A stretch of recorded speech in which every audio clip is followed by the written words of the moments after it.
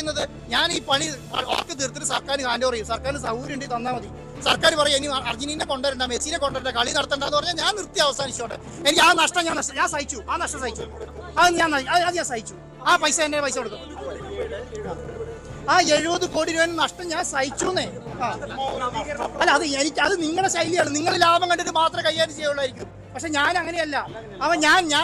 ഞാൻ ഒരു കാര്യങ്ങൾ പല കാര്യങ്ങൾക്ക് ലാഭം കാണാതെ തന്നെ ചെയ്യുന്നുണ്ട്. ഈ സമൂഹത്തിന് എന്തെങ്കിലും കൊണ്ട് ഗുണം ഉണ്ടാവണം കൂടെ ആഗ്രഹിക്കുന്നുണ്ട്. സേവനമായിട്ടാണ് കണക്കാക്കുന്നത്. പക്ഷെ നിങ്ങൾക്കാണെന്ന 70 കോടി വലിയ ബഹളാക്കുന്നത്. എന്നെ സംബന്ധിച്ചിടത്തോളം ഞാൻ വൃത്തിയായി ഇതിനെ കൈകാര്യം ചെയ്യണമെന്നും ഈ നാടിന് എന്തെങ്കിലും ഗുണം ഉണ്ടാവണമെന്ന് വിചാരിച്ചിട്ട് തന്നെയാണ് ചെയ്യുന്നത്. നിങ്ങൾ 130 അല്ല, അതിൽ കൂടുതൽ കൊടുത്തിട്ടുണ്ടെന്നേ. അത് ആദ്യത്തെ ഗഡുവാണ് 130 കൊടുത്തത്. അതിനൊക്കെ കൂടുതൽ കൊടുത്തിട്ടുണ്ട്. ആ പൈസയുടെ കണക്ക് ഞാൻ ഓൾറെഡി എല്ലാവരും കൊടുത്തിട്ടുണ്ട്. അല്ല, ആ പൈസ എനിക്ക് തിരിച്ചു തരുമല്ലോ. ആ പൈസ ഒറിജിനൽ തരാത്ത പ്രശ്നമൊന്നുമില്ല. അത് നിങ്ങളാണ് ഉണ്ടാക്കുന്നത് തരാത്ത പ്രശ്നമുണ്ടെന്ന്. ഞാൻ പറയുമ്പോൾ എനിക്ക് അവർ തന്നോളൂ. അർജന്റീന വരുന്നില്ലെങ്കിൽ അത് ആ പൈസ എടുത്ത് മുങ്ങാനൊന്നും പോകുന്നില്ലല്ലോ. ആ പൈസ എന്നെ സംബന്ധിച്ച് നഷ്ടം എവിടെ ഉണ്ടാവുക? ഈ സ്റ്റേഡിയം ഡെവലപ്പ് ചെയ്യാൻ വേണ്ടി ഇറങ്ങി തിരിച്ചു, അതിന് നഷ്ടം. ഞാൻ എന്താ പറയുന്നറിയോ, നമ്മളെ സംബന്ധിച്ചിടത്തോളം നിങ്ങൾക്ക് വിവാദം എന്ന് പറയുന്ന സാധനത്തിന്റെ ഭാഗത്ത് ഞാനില്ല. കാര്യം എന്തുകൊണ്ടറിയോ? വിവാദം ഉണ്ടായിക്കോട്ടെ, എന്നെ സംബന്ധിച്ച് പ്രശ്നമല്ല. പക്ഷേ എന്താണ് ഒരു നാടിന്റെ വികസനത്തിന് ഉണ്ടാവുന്ന ദോഷം? ആ ദോഷം എന്താണ്? അത് പൊളിറ്റിക്സ് ആക്കാൻ പറ്റില്ല. അത് പൊളിറ്റിക്കിലേക്ക് മാറ്റിയിട്ട് അതിനെ കൈകാര്യം ചെയ്താൽ നിങ്ങൾക്ക് അത് ബുദ്ധിമുട്ടുണ്ടാവുന്നേ പറഞ്ഞു. അല്ല, പ്രോട്ടോകോൾ പാലിച്ചിട്ടുണ്ടോ ഇല്ലയോ എന്നുള്ള കാര്യം നിങ്ങൾ ആകാശത്ത് ഉണ്ടാക്കണ്ട. എന്നെ സംബന്ധിച്ചിടത്തോളം ഞാൻ ചെയ്തത് വൃത്തിയായിട്ട് കൈകാര്യം ചെയ്തിട്ടുണ്ട്. എൻ്റെ സമയത്ത് ഞാൻ ചെയ്തതിനെല്ലാം ഡോക്യുമെന്റ് ഉണ്ട്. ഞാൻ ചെയ്ത കാര്യങ്ങളെല്ലാം ചെയ്തിട്ടുണ്ട്. എന്നെ സംബന്ധിച്ചിടത്തോളം എല്ലാത്തിനും പെർമിഷൻ ഉണ്ട്. ഇവിടെ എനിക്ക് 5, 6, 7 എഞ്ചിനീയർമാരുണ്ട്. ഇവിടെ സർക്കാരിന്റെ SKF-ന്റെയും GCD-ന്റെ ഒക്കെ ഇഷ്ടംപോലെ എഞ്ചിനീയർമാരുണ്ട്. ഇവരെല്ലാം നോക്കുന്നുണ്ട്. ഞാൻ ഉദാഹരണം പറഞ്ഞുതരാം. 38 എർത്ത് വേണം ഈ സ്റ്റേഡിയത്തിന്. ഈ ലൈറ്റുകൾ മുഴുവൻ വർക്ക് ചെയ്യണമെങ്കിൽ ഒരെർത്തില്ലാതെ ഞാൻ പറഞ്ഞു. ഈ സ്റ്റേഡിയം ഇത്രയും നാൾ നോക്കി ഒരെർത്തില്ലാതെയാണ്. ഇപ്പൊ ഞാൻ 38 1 കോടിക്ക് മേലെയാണ് എർത്ത് ഫിറ്റ് ചെയ്യുന്ന സാധനം. മനസ്സിലായോ? ഈ സ്റ്റേഡിയത്തിൽ ലൈറ്റ്സ് നിങ്ങളൊന്ന് മേലെ കയറി നോക്കും. ഞാൻ അതിന്റെ ഫോട്ടോസ് നിങ്ങൾക്ക് തരാം. ഞാൻ നിങ്ങളുടെ കയ്യിലേക്ക് വാട്സപ്പ് ചെയ്ത് തരാം. ഇതിന്റെ അവസ്ഥ, മേലത്തെ അവസ്ഥ. കാറ്റ് പിടിച്ച താഴെ വിടാൻ ദൈവത്തിന്റെ അനുഗ്രഹം കൊണ്ടാണ്. മനസ്സിലായോ? ഞാൻ പറയുന്നത് ഇത് മുഴുവൻ വൃത്തിയാക്കി ഡെവലപ്പ് ചെയ്ത് കഴിഞ്ഞ് ഇത്രയും രീതിയിലേക്ക്. ഇതിപ്പോ നിങ്ങൾ കണ്ടല്ലോ, നിങ്ങൾ സ്റ്റേഡിയം ഒന്നും കാണുന്ന ആൾക്കാരല്ലേ. ഈ സ്റ്റേഡിയം ഇങ്ങനെയായിരുന്നോ കിടന്നിരുന്നത്? ഞാൻ എന്തിനാണ് ഇത് ചെയ്യുന്നത്? ഞാൻ ചെയ്ത തെറ്റെന്താ അതൊന്ന് പറഞ്ഞാൽ. അല്ല, ഒരു മിനിറ്റ്. നിങ്ങൾ ഈ ഫാൾട്ട് ഉണ്ടാക്കിയിട്ട് കാര്യമില്ലല്ലോ. ഞാൻ എഫേർട്ടിനെ അംഗീകരിക്കേണ്ട. അല്ല, എഫേർട്ടിനെ അംഗീകരിക്കേണ്ട. നിങ്ങൾ എന്ത് ചെയ്യാതെ അതിനെ എന്താണ് വക്രവൽക്കരിച്ച് ഈ സംവിധാനത്തിൽ ഇല്ലാതാവില്ല. അല്ല, അതാണ് ഫിഫ അംഗീകാരം. അല്ല മേഡം, ഞാൻ ഒരു കാര്യം ചോദിക്കട്ടെ. ഒറ്റ മിനിറ്റ്. ഒരാൾ ചോദിച്ചു പറഞ്ഞു. ഞാൻ ഈ ഫിഫ അംഗീകാരം ഇല്ലാതെ ഒരു കളി നടത്താൻ കഴിയില്ല. നിങ്ങൾക്കറിയാം. നിങ്ങളുടെ അഭിപ്രായത്തിൽ ഫിഫ അംഗീകാരമുള്ള സ്റ്റേഡിയം കേരളത്തിൽ വേണ്ടെന്നാണോ? അങ്ങനെയാണോ? ഈ സ്റ്റേഡിയം ഇങ്ങനെ കാട് മുടിച്ച് കിടന്നാൽ മതിയോ? അല്ലെങ്കിൽ ഇത് ഇപ്പൊ അംഗീകാരത്തിൽ അല്ലെങ്കിൽ പറയണോ ഇത് ആൻറ്റി ഓഗസ്റ്റ് ഇത് ചെയ്തത് തെറ്റാണെന്ന് പറഞ്ഞോളൂ. അതാണ് ഞാൻ അംഗീകരിക്കാം. അങ്ങനെ പറ്റില്ല. കാരണം എന്താണെന്നറിയോ? നമുക്ക് അറിയില്ല ഈ ഫിഫ കാരണം 2022 റൂളിലായിരുന്നു എന്ത് ഫിഫ അംഗീകാരം വേണമെന്ന് അറിയുന്നത്. നമ്മളെ വിചാരം എന്താ? 2017 അണ്ടർ-17 കളിച്ചാണ്. ഫിഫ അണ്ടർ-17 കളിച്ച സ്ഥലമാണ്. ആ സമയത്ത് ഈ സ്ഥാനത്ത് അംഗീകാരം ഉണ്ടെന്നാണ് വിചാരിക്കുന്നത്. പക്ഷെ ആ സമയത്ത് സ്റ്റാൻഡേർഡ് മാത്രം മതിയായിരുന്നു. ഫിഫ അംഗീകാരം വേണ്ടിയിരുന്നില്ല.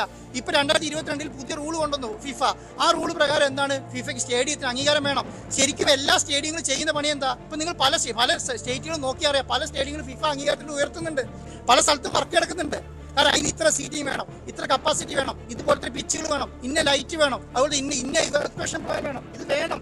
ഇത് ആ അർത്ഥത്തിലേക്ക് ഉയർത്തി കഴിഞ്ഞാൽ അത് നല്ലതാണെന്നേ. ഇനി മെസ്സി വന്നാലും വന്നില്ലെങ്കിലും ഒക്കെ നല്ലതാണ്. പക്ഷെ ഞാൻ എന്താ പറയുന്നത് അറിയോ?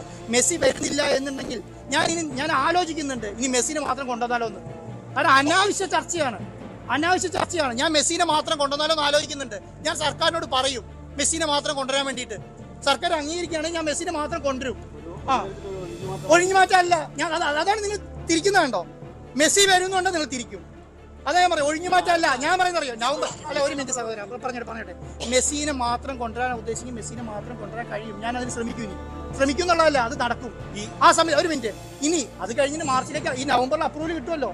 ഞാൻ പറഞ്ഞ നവംബറിൽ അപ്രൂവൽ എടുത്ത് സ്റ്റേഡിയം ഹാൻഡ് ഓവർ ചെയ്യുന്ന പറഞ്ഞിരിക്കുന്നത്. സ്റ്റേഡിയം ഹാൻഡ് ഓവർ ചെയ്യും. അതിനുശേഷം മാർച്ച് വരെ സമയമുണ്ടല്ലോ. അതിനുശേഷം സർക്കാരിന് ഇഷ്ടമുണ്ടെങ്കിൽ, GCD-ക്ക് ഇഷ്ടമുണ്ടെങ്കിൽ, ഈ കളി നടത്താൻ ആഗ്രഹിക്കുന്നുണ്ടെങ്കിൽ മാത്രം നടത്തിക്കൂടെ. ഞാൻ ഫിഫ കോൺടാക്ട് ചെയ്യുന്നത് സ്പോൺസർ ആയിട്ടാണോ അതോ അല്ലല്ല ഓൾ ഇന്ത്യ ഫുട്ബോൾ അതിനെ കൃത്യമായിട്ടുള്ള അത് നിങ്ങൾക്ക് അറിയില്ലാഞ്ഞിട്ട് അതാണ് ഞാൻ നിങ്ങളോട് പറയുന്നത്. ഓൾ ഇന്ത്യ ഫുട്ബോൾ ഫെഡറേഷൻ ഇതിനകത്ത് നല്ല റോളുണ്ട്. അവർ നിരന്തരം ഡിസ്കഷൻ നടത്തുന്നുണ്ട്. അവർ ഇതുമായിട്ട് മുന്നോട്ട് കൊണ്ടുപോകുന്നുണ്ടെന്നേ. അതില്ലാന്ന് നിങ്ങൾ പറയല്ലേ. അവർക്ക് അറിയാം ഇതിന്റെ ഡീറ്റെയിൽസ് എന്തൊക്കെയാ ചെയ്യുന്നതെന്നും എങ്ങനെയൊക്കെ ചെയ്യുന്നതെന്ന് അറിയാം. അവർ തന്നെ ഡിസ്കസ് ചെയ്തിട്ട് ഇതൊക്കെ ചെയ്യുന്നത്. നിങ്ങൾ പറയുന്ന പോലെ ഞാൻ ചെന്നിട്ട് നേരെ കൊടുക്കുകയല്ല. അത് എല്ലാം ഇപ്പം നിങ്ങളോട് പറയാൻ കഴിയുമോ? ഞാൻ എന്നെ സംബന്ധിച്ചിടത്തോളം എന്താ ഫെഡറേഷനുമായിട്ട് സംസാരിച്ച് ധാരണയായിട്ട് തന്നെയാണ് കൊടുക്കുന്നത്. ഇപ്പൊ മാതൃഭൂമിനെ സംബന്ധിച്ചിടത്തോളം അയ്യോ എന്താ ഞാനിതാ കൊള്ളയടിച്ച് കൊണ്ടുപോകാണെന്ന് പറയുന്ന പോലെയാ പറയുന്നത്. ഞാൻ കൊള്ളയടിക്കാൻ ഉദ്ദേശിച്ചിട്ടില്ല എന്ന് ഒരു മിനിറ്റ് പറഞ്ഞിട്ട് തീർത്തട്ടെ. എന്നെ സംബന്ധിച്ചിടത്തോളം എന്താ, ഇവിടെ ഞാൻ ഇത്രയും പൈസ മുടക്കി ഈ സ്റ്റേഡിയം നവീകരിച്ച് ഞാനിത് സർക്കാരിന് വിട്ടുകൊടുക്കും. അതിനുശേഷം എന്ത് പറഞ്ഞാലും നിങ്ങൾക്ക് എന്ത് നിർമ്മാണ പ്രവർത്തനം നടത്താം, എനിക്കിതിനകത്ത് ഒരു അധികാരം ഉണ്ടാവില്ല, എനിക്കത് വേണ്ടതാനും. ഞാൻ ഉദ്ദേശിച്ചത് എന്താ, ഒരു ഇന്റർനാഷണൽ ഫ്രണ്ട്ലി മാച്ച് ഇന്ത്യയിൽ ആദ്യമായിട്ട് കൊച്ചി സ്റ്റേഡിയത്തിൽ കളിക്കാൻ വേണ്ടി കാര്യം ചെയ്യും. അത് ചെയ്യാനുള്ള മാക്സിമം ശ്രമം നടത്തും.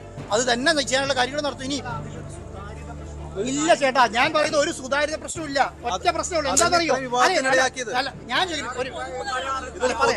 പൊതുമുതൽ കൈകാര്യം ചെയ്യുമ്പോൾ അല്ല ഞാൻ പുലർത്തിയിട്ടുണ്ടല്ലോ. എന്താ നിങ്ങൾ ഞാൻ ഒരു മിനിറ്റ് നിങ്ങൾ പൊതുമുതൽ സൂക്ഷ്മത എന്താ ആ സൂക്ഷ്മത പുലർത്താത്തെന്ന് പറഞ്ഞേ.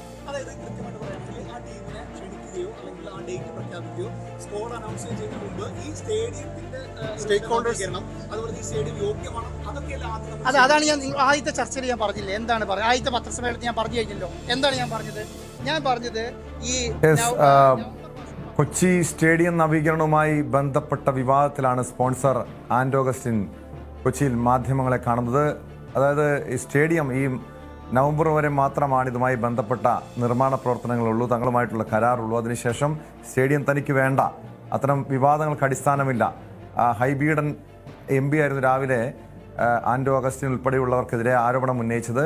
GCDയും ഈ കരാർ കമ്പനിയും തമ്മിൽ ചില വഴിവിട്ട് ഇടപാടുകൾ നടന്നിട്ടുണ്ട് എന്നായിരുന്നു ഹൈബീഡൻ ഉൾപ്പെടെയുള്ളവരുടെ ആരോപണം. കോൺഗ്രസ് നേതാക്കൾ അല്പസമയത്തിനകം തന്നെ ഈ സ്റ്റേഡിയം സന്ദർശിക്കുന്നുണ്ട്. ഇതിൻ്റെ സ്ഥിതിഗതികൾ, അതായത് സ്റ്റേഡിയം നവീകരണവുമായി ബന്ധപ്പെട്ട കാര്യങ്ങൾ പരിശോധിക്കുന്നുണ്ട്.